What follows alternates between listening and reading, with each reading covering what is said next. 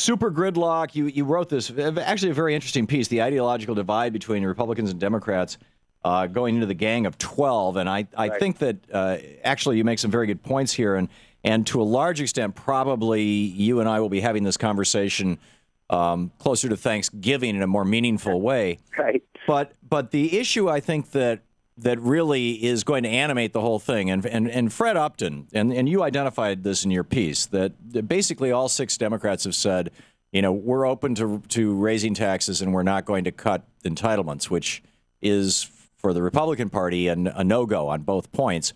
And Fred Upton has come out and said, and this is clip number 6, Jacob, has said this.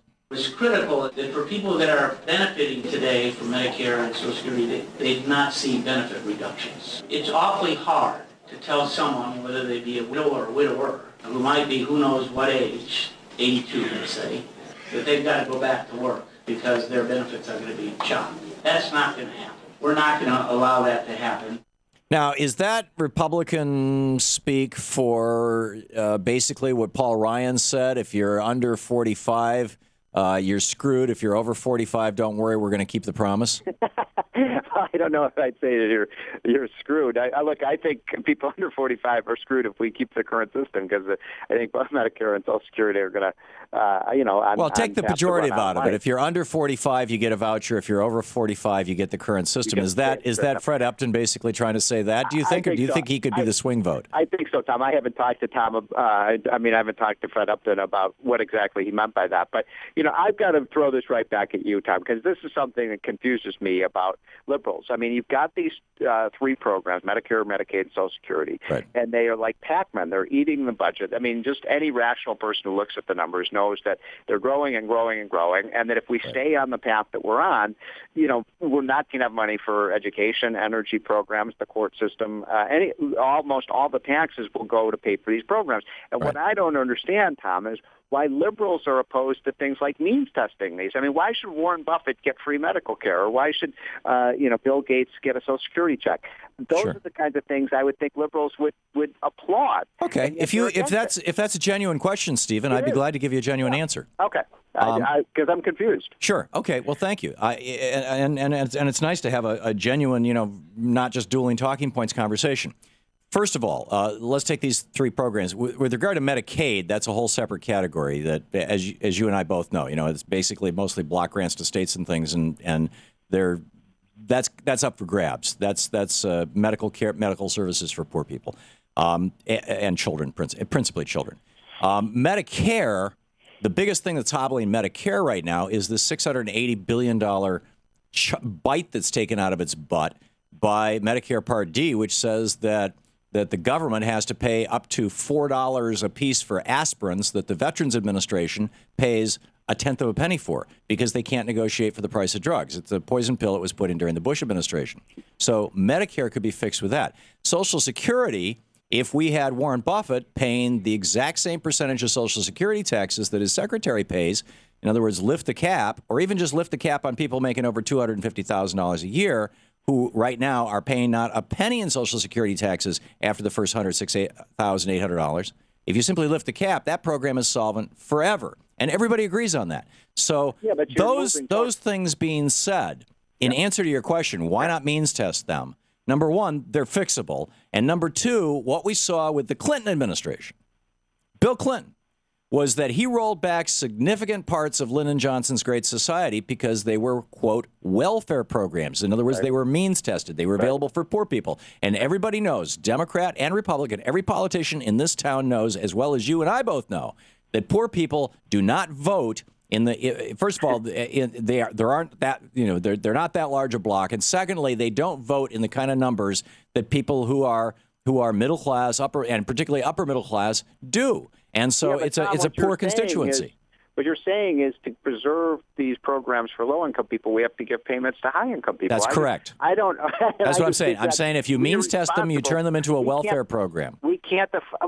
Look, I mean, Social Security already is a welfare program. I mean, you talk about somebody like Warren Buffett. Warren Buffett pays way more into Social Security than even at the current rate than he's going to get out of the system. It's highly. There's no question. Stephen, Social Security is highly progressive in terms of benefits that go to families versus the amount of taxes they pay. High-income people subsidize low-income people. And I'm saying, why don't we just go all the way with that? I mean, why should Warren Buffett get a payment? I mean, I kind of understand your political argument, okay, but I don't understand the let's put some argument. numbers. Let's put some numbers to it then. There are about 130,000 people in the United States who earn $1 million a year or more. Right. So if we took 130,000 people out of the 300 million in the United States who are eligible for Social Security, if we took them out of that pool, it's meaningless.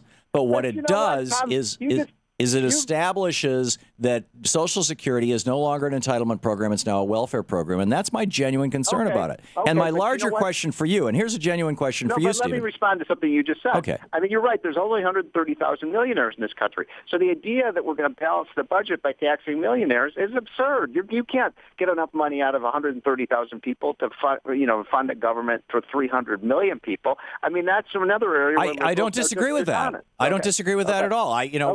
When Dwight Eisenhower was president, corporations were paying 41% of the total tax load in the United States. Right now, they're paying 11%. We could start there. When Dwight Eisenhower was president, millionaires and billionaires were paying taxes at the 91% rate. The average actual tax paid was 43%. Yeah, but right now, it's 22% for millionaires and billionaires. The tax was much, much lower than it is today. What tax was? The payroll tax was. Oh, yeah, the payroll tax, which when Eisenhower was president, was only paid by people making $26,000 a year or less.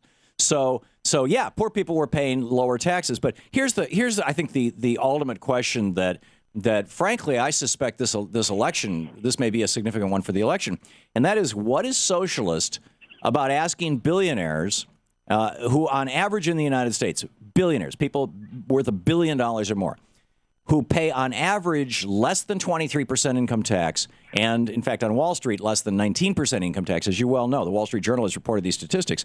What's socialist about asking billionaires to pay the same tax rates as their secretaries? Well, I did have an article in the Wall Street Journal about this about 2 weeks ago that Buffett completely ignored, which makes the point that Warren Buffett gets most of his income from owning companies. He's from capital gains shareholder of right. So why shouldn't somebody who makes their living handling money pay the same amount of tax as somebody who makes their living handling lumber? It's a fiction that Warren Buffett pays a lower tax rate. In fact, I explained this very well in my piece.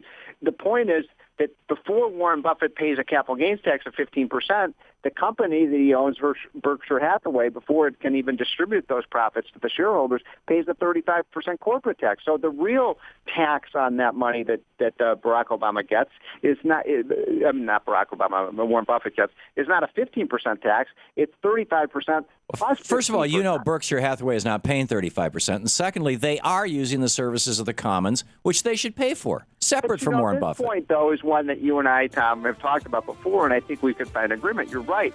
A lot of these companies aren't paying 35%. So why don't we clean up this corporate tax system, get the rates down low, so every company is paying a fair share? Well, if the outcome of that is that corporations are once again paying 41% of the cost of government, I'm all for it. Tom, corporations are people. It worked. They employ people. They're people, okay. They employ people. Stephen Moore, Wall Street Journal, WSJ.com. Thank you, Stephen.